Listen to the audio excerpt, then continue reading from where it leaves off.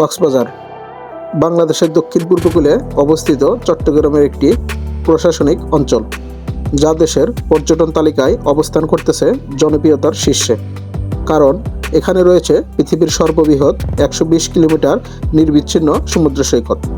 আজকের এই ভিডিওতে যারা নিরিবিলি এবং একা সমুদ্রকে অনুভব করতে চান, তারা কোথায় থাকবেন, কোথায় ঘুরবেন এবং বর্তমান অবস্থা সম্পর্কে জানাবো।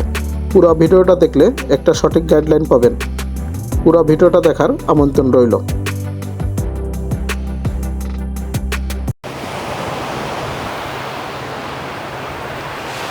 চলে এসেছি কক্সবাজার, কারণ অনেক দিন হলো এই বন জঙ্গল এগুলো দেখতে দেখতে সমতলের কথা ভুলে গিয়েছি। তো এই কারণে চলে এসেছি সমতলে। তো সমতলের কথা যদি আসে, সবার প্রথম আমাদের কক্সবাজারের কথা মনে পড়ে, কারণ এটা হচ্ছে পৃথিবীর সর্ববৃহৎ 120 কিলোমিটার সমুদ্র সৈকত। তো এই কারণে ভাবলাম যে সমতলে যেতে যাব, অবশ্যই কক্সবাজার যাওয়া দরকার। এর ভিডিওটা এই কক্সবাজার নিয়ে।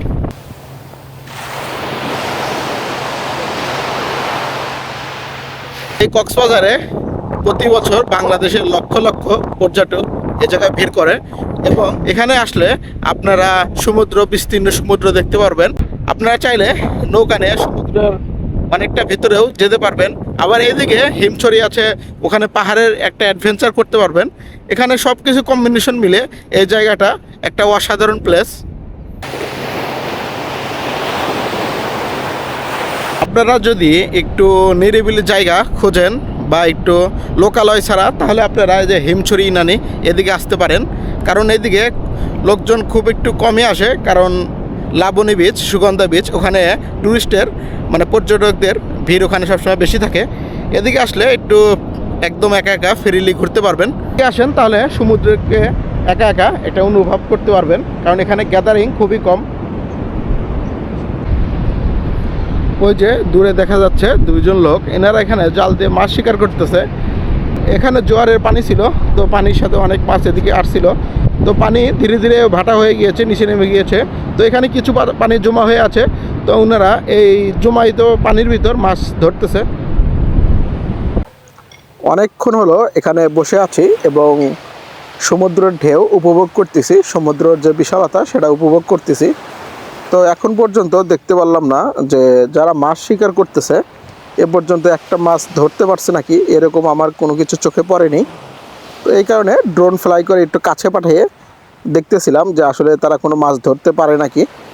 তো এখন পর্যন্ত কোনো মাছ আমার চোখে পড়েনি যে তারা মাছ ধরেছে। এই কক্সবাজার এলাকায় আসলে আপনাদের যে ডিপ্রেশন আছে সেটা কেটে যাবে, কারণ এখানে এই বিস্তীর্ণ সমুদ্র যখন আপনারা সামনের দিকে উপভোগ করবেন, তখন আপনার মনটাও ভালো হয়ে যাবে। বৃষ্টি নামতেছে, এই যে গুড়ি গুড়ি বৃষ্টি পড়তেছে, হয়তো বোঝা যাচ্ছে না। হোটেলের দিকে বেঁকে যায়, কারণ যেহেতু বৃষ্টি হচ্ছে।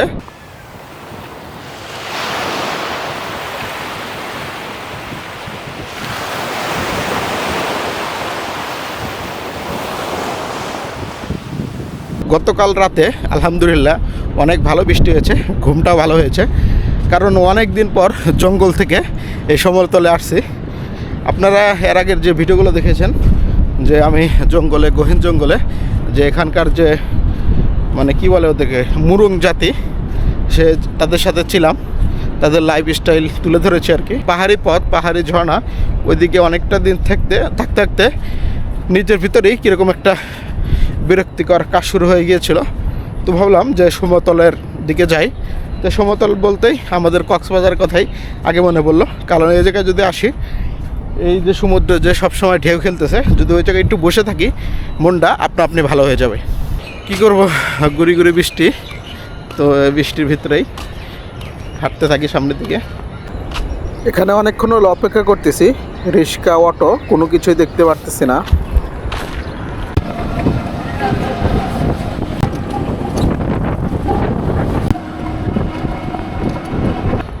সোহাগ গেস্ট হাউস, এখানে আমি উঠেছি। এটা হচ্ছে রিসিপশন।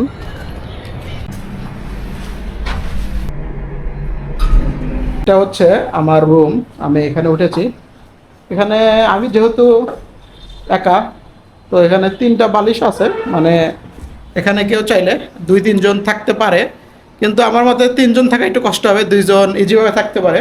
আর এইদিকে এই যে একটা ছোট্ট একটা বেলকনি আছে, আর এখানে বেড, এদিকে টেলিভিশন, এখানে ড্রেসিং টেবিল, আর এটা হচ্ছে ওয়াশরুম। এই রুমের ভাড়া হচ্ছে 800 টাকা। তো আমি অনেক চেষ্টা করলাম এর চেয়ে কম টাকার ভিতরে রুম খোঁজার জন্য। তো আসলে দেখুন 1800 টাকায় এর নিচে আমার জানা মতে কক্সবাজার হয়তো রুম পাওয়া যাবে না। তারপরে দ্বিতীয় কথা, আমার যেহেতু বাইক আছে, আমার অবশ্যই একটু সেফলি জায়গায় গাড়িটা পার্কিং করে রাখতে হবে।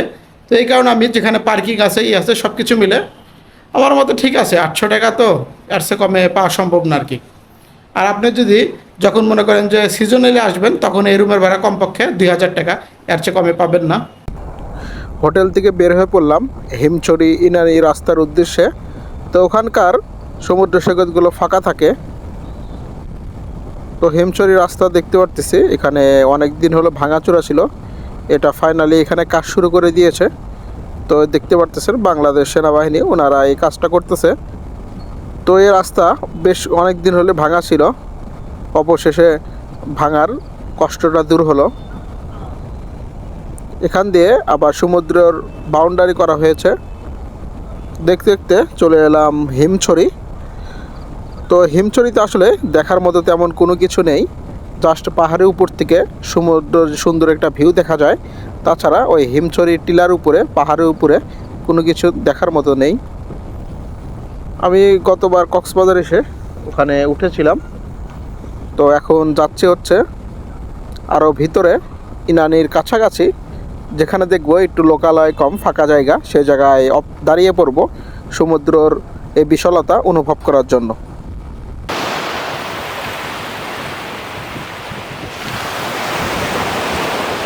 আমি এখন যে জায়গাটা দাঁড়িয়ে আছি এটা হচ্ছে হিমছড়ির পরে ইনানির আগে মাঝামাঝি একটা জায়গা। তো এখান থেকে সমুদ্রটা অনেক সুন্দরভাবে অনুভব করা যায়। এখানকার পানি খুব একটা ঘোলা না প্রথমত, আর দ্বিতীয়ত এখানে পর্যটকের সংখ্যা খুবই কম। এই কারণে এই জায়গা ফাঁকা দেখছি, এই জায়গায় দাঁড়িয়েছি। এই বিস্তীর্ণ সমুদ্র, তার যে একটা ফিলিং, তার যে অনুভূতি, এই সমুদ্রের গর্জন, সমস্ত কিছু এখান থেকে ভালোভাবে অনুভব করব।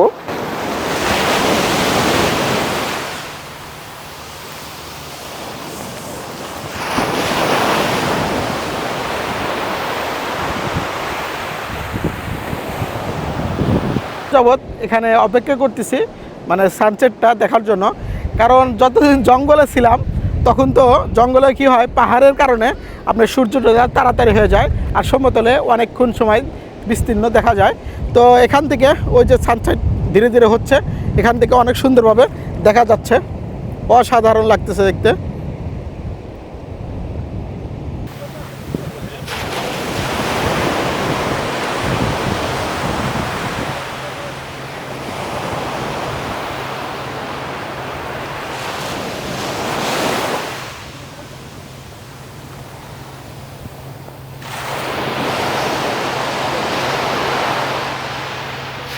সন্ধ্যা হয়ে গিয়েছে, সূর্য অস্ত গিয়েছে। তো ধীরে ধীরে এখানকার লোকজন সব চলে যাচ্ছে। তো এখানে বেশি টাইম আর দেরি করব না, এখান থেকে দ্রুত চলে যাব। অনেক দিন জঙ্গলে থেকেছি, তো তো তারপরে এই জায়গায় আসার পর মনটা একদম আনন্দিতে ভরপুর হয়ে গেল। কারণ অনেক কষ্টের পর কোনো জিনিস যখন পাওয়া যায় তখন তার মর্ম বোঝা যায়। অনেক দিন জঙ্গলে ছিলাম, পাহাড়ে ছিলাম, তো এখন যখন সমতলে এসেছি, সমুদ্রের পাড়ে এসেছি, তো এখনকার আনন্দটা একটু অন্যরকম। সন্ধ্যার পর সমুদ্রটা দেখতে আর একটু সুন্দর লাগে।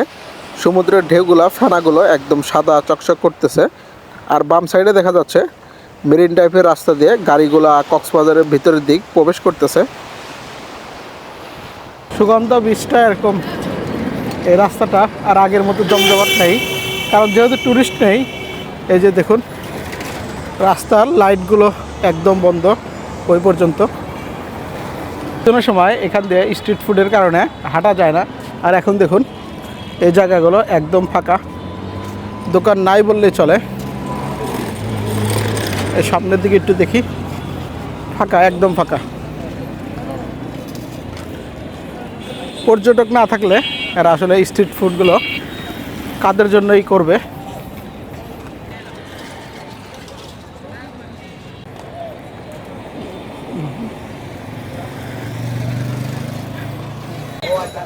এখানে স্ট্রিট ফুডগুলোর দোকান আছে অল্প, হাতে গোনা কয়েকটা।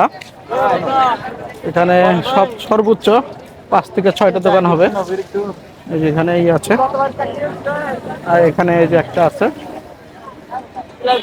এখন যেহেতু টুরিস্ট কম, তো এরা যে মাছগুলো ফ্রাই করে রাখছে আল্লাহ ভালো জানে কবে ভেজে রাখছে। কারণ ওরা যে পরিমাণ মাছ 3-4টা দোকানে দেখলাম যে পরিমাণ মাছ ফ্রাই করে রাখছে, তাতে 1 সপ্তাহে বিক্রি করতে পারবে নাকি সন্দেহ আছে। কারণ একদম টুরিস্ট নেই, আপনারা তো দেখতেই পারতেছেন রাস্তাগুলো একদম ফাঁকা। রাস্তার ওই পার দিয়ে যে বার্মিজ আচারের যে দোকানগুলো আছিল ওগুলা কিছুটা খোলা আছে, আর এই সাইডে তেমন একটা দোকান নেই। এখান দিয়ে শুধু চার দোকান দেখতে পারতেছি, চা, ডিম, কেক, এগুলো দোকানই। আগের মতো একদম জাঁকজমক না, দেখতে পারতেছেন অধিকাংশ দোকানের সামনে টুলগুলো কিন্তু একদম ফাঁকা, লোক নাই বললেই চলে। তো এখন তো এই অবস্থা। সুগন্ধ পিছে এই জায়গায় প্রবেশ করার সময় এই জায়গায় একটা প্লাস্টিক দিয়ে মূর্তি বানানো ছিল, এবং এখানে লেখা ছিল যে প্লাস্টিক দিন, গিফট নিন। এখানে প্লাস্টিক জমা দিলে এখান থেকে গিফট দেওয়া হতো।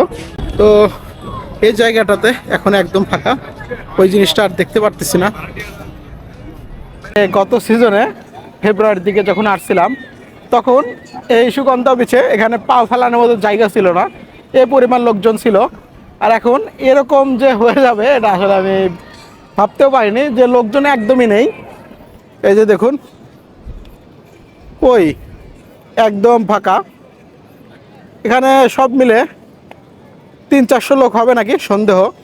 আর যখন সিজন ছিল তখন এদিকে পা ফালানোর জায়গা থাকতো না, একদম ফাঁকা, একদম ফাঁকা, খুব একটা লোক নাই।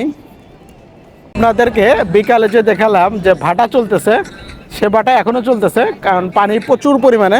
ওই যে দেখুন অনেক দূরে পানি, ক্লিয়ার দেখা যাচ্ছে কিনা জানি না। ওই যে দূরে টিপ টিপ লাইট জ্বলতেছে অনেকগুলো, ওগুলো হচ্ছে মাছ ধরার নৌকা। এর আগে দেখিনি, কিন্তু এবার একটু অবাক হলাম যে নৌকাগুলো এই সাইডে এখন আছে। আর চারটা দেখতে অনেক সুন্দর লাগতেছে, প্রচণ্ড পরিমাণে বাতাসও প্রবাহিত হচ্ছে, মন চাচ্ছে যে এখানে বসে থাকি।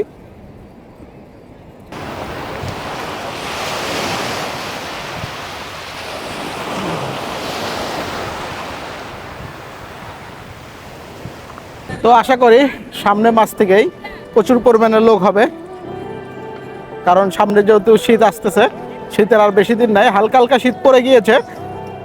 সামনে যখন পুরা শীত আসবে তখন ট্যুরিস্টের সমাগমটা আরও বেশি হবে। আমার ভিডিওটা কেমন লাগলো সেটা কমেন্ট করে জানাবেন, এবং আমার চ্যানেলটিকে সাবস্ক্রাইব করে দিবেন। ফেসবুক থেকে দেখে থাকলে ফলো দিয়ে দিবেন, ফ্রেন্ডের সাথে শেয়ার করবেন। নেক্সট ভিডিওতে দেখা হচ্ছে।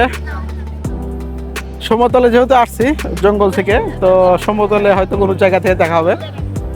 ভালো থাকবেন, আল্লাহ হাফেজ।